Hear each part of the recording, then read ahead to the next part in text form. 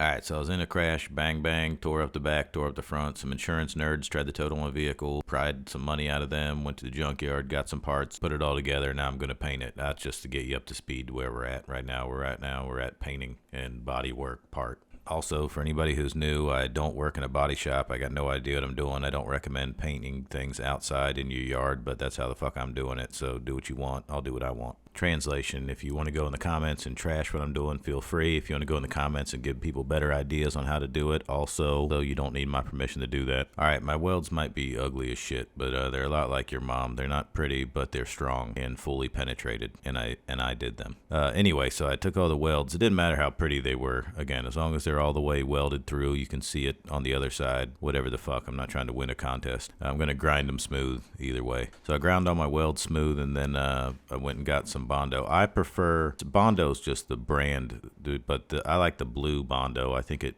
tastes, I'm more of a blueberry flavored Bondo guy. The red Bondo tastes like shit. No, I just find this to be easier to sand. And this is what's usually carried in like an automotive paint shop. I think Bondo's great for, feel like it's like sanding bubble gum half the time.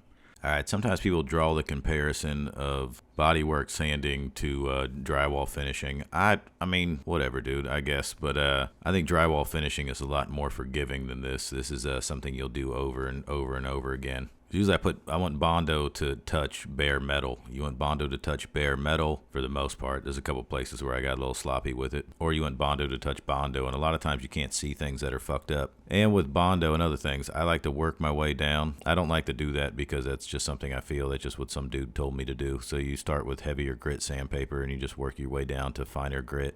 The higher the number, the finer it is. Like a million grit sandpaper is just baby's breath, and 1 grit is just a big brick. You're just throwing a brick at it. Alright, I kind of regret not spending real money and getting actual automotive primer. I got this Lowe's automotive bullshit. But on the parts where I didn't do body work, I just used 400 grit and roughened up the clear coat. Again, I'm not an expert. That's just what I read on Google.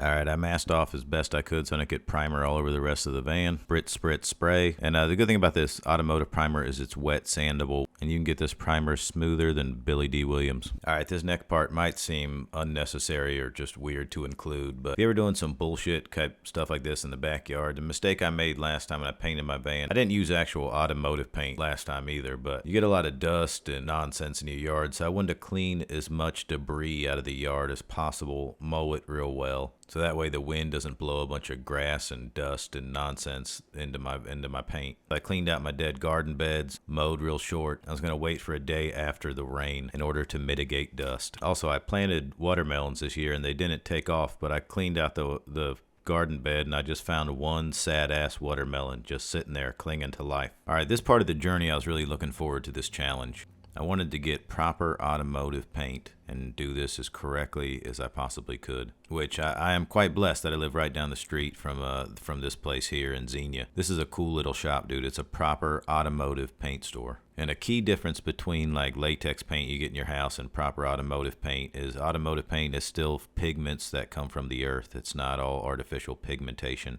And it's not mixed by putting color codes into a computer. It's done by weight. There's still an art behind it. It's still kind of done the old-fashioned way, which I think is cool to watch. I'm sure some fucking nerds might think that's cool. The rest of you are like, who gives a shit? Anyway, I had kind of a little bit of trouble. I should have trusted the lady behind the counter who's picking out colors, but because they said you get the factory color, but as it's a 20-plus-year-old van, the color fades a little bit. So I was trying to pick one that more accurately reflected the color it is now. I also initially was just going to paint the back and just do like a little A-team stripe just to differentiate where the color was, but the old dude back there just said there's a way you can blend it. I mean, I don't know. It turned out all right as far as fuck you if you don't like it anyway. And I can't reiterate how difficult it is to try to keep this thing clean. Keep it clean, keep it whatever, because even the smallest imperfection, a gnat, a flea, whatever is really going to fuck your day up. So any little steps you can take to keep the dust down, definitely take them. As much as I didn't want this task kind of hoist upon me, I can't express enough how satisfying I found it to be. I was pretty nervous about starting this whole thing. I've never done body work like this before. I kind of bullshitted my way through painting my green green van. But I always kind of grew up watching these A-Team montages and then West Coast choppers and stuff like that and all these kind of automotive shows. And as a dude who's kind of always been in the cars, it's just been something I've always wanted to take on and try out. And not to jack myself off, I know a lot of it's kind of grit and determination driving through it, but a lot of it's also luck. I mean, I do agree you sort of create your own luck in ways, but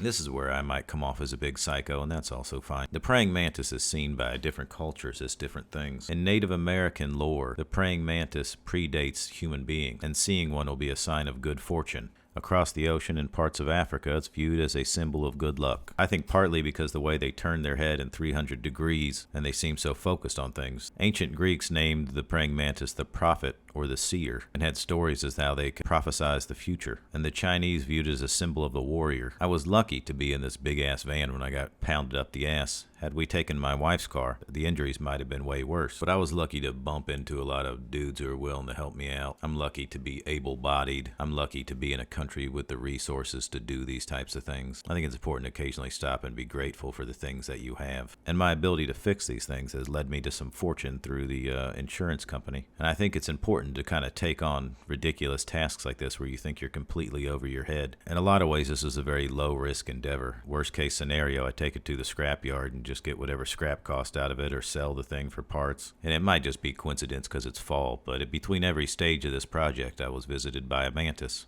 As nonsensical and meaningless as this life is, I'm not embarrassed to say I find symbolism where I find it. Some cultures call the mantis the dragon of the insects, and I like the dragon, dragging my dick across your lips. Anyway, the wet sanding part I kind of glazing over just because that is so detailed and in-depth, and you don't want to be taking advice from an idiot like me because you could really screw up your clear coat. Now, if what I'm going to say next you take offense to, then you should. I think there's a lot of people on the internet who just aren't scared to give advice not knowing what the fuck they're talking about. So I'm trying to stay in my lane as much as possible. Some of this advice I will puke up from other people, but I screwed this clear coat up about 8 times and had to redo it so many goddamn times I would feel like a dishonest person telling people how to do it. Anyway, that's my van, dude, start to finish. I think it turned out goddamn great. I had to blend the purple in from one side to the other, but Purple Rain rides again. Thanks for coming along with me on this journey. It's a 5-part journey. If you like this, maybe you like the other ones. Maybe you don't. If you hated them, I don't really give a fuck. Anyway, have a nice day.